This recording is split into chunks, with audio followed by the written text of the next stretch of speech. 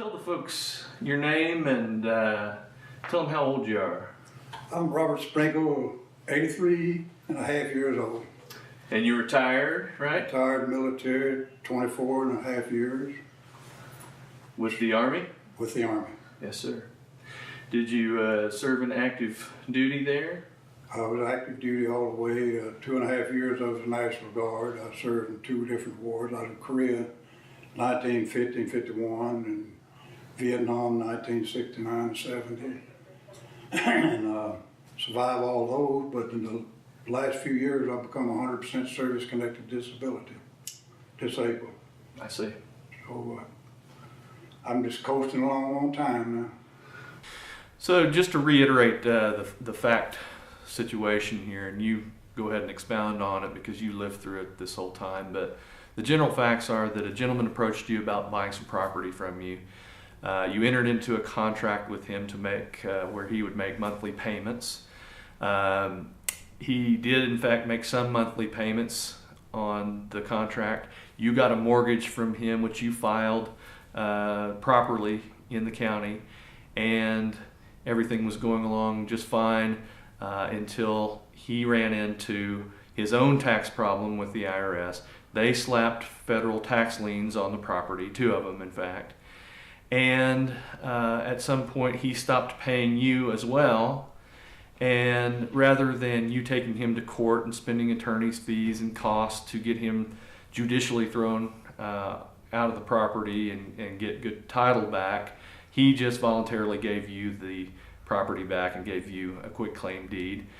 When you took the property back and tried to sell it to another person, lo and behold, these tax liens come up, and they're now clouding your property. Does that sound right? Well, he got agreeable to purchase my property, and I got him to sign a contract for 2 years, which would be a down payment. Then after the 2 years, he could get get a blanket payment on the property, which he failed to do so because IRS had slapped liens on the property, and I didn't realize it. Then after a year or 2, I decided to sell the property, and but I took it back on a quit claim deed instead of a foreclosure, which normally the banks do, and I was unaware of the situation like that. So I took it back on a quit claim deed without title insurance, which I should have got also. So that's why I'm not pointing my finger at too many people other than myself, because I wasn't aware of all of those laws and everything. So then after he put the liens on it, I started to sell the property then again, and that's when I realized that I couldn't do it, I couldn't close on it because there were 2 liens on it by IRS. So it cost me a lot of money and a lot of stress because of that, and may have been through my ignorance, but I know ignorance is no excuse in the eyes of the law, but I know the law is also there to protect the innocent. And so that's where we stand now.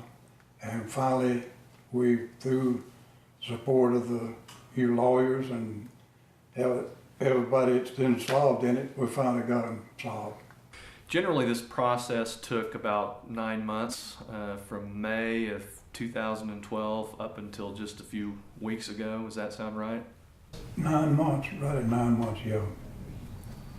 So that's, we didn't realize it till I went and sold the property. We signed for the property, the sale of the property, but we couldn't close because of that, and that was in April or May of 2012.